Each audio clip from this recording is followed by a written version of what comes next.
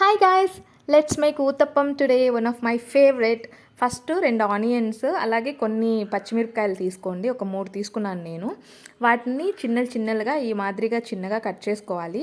Cut చేసుకున్నాక మన ఇంట్లో దోసపిండి ఉంటుంది కదా, ఆ దోసపిండిలో కొంచెం పసుపు అలాగే కొంచెం జీలకర్ర వేసుకోవాలి. ఎందుకంటే టేస్ట్ కోసం. వేసుకున్నాక మనం ముందుగా కట్ చేసుకున్నాం కదా ఆనియన్స్, పచ్చిమిరపకాయలు, వాటిని యాడ్ చేసుకోవాలి. యాడ్ చేసుకొని బాగా మిక్స్ చేసుకోవాలన్నమాట. మంచిగా కలుపుకోవాలి.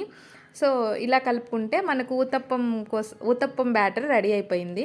తర్వాత ప్యాన్ పెట్టుకొని ఈ ఉంది కదా ఊతప్పం పిండి, దాన్ని పైన దోసలా వేసేసుకోవాలి. అంతే. పైన కొంచెం ఆయిల్ వేసుకోండి, ఊతప్పం రెడీ అయిపోతుంది. టేస్ట్ అయితే చాలా బాగుంటుంది. నాకు ఇది లక్ష్మి నేర్పించింది. Thank you Lakshmi. Thank you for everything what you did for me. Please do subscribe.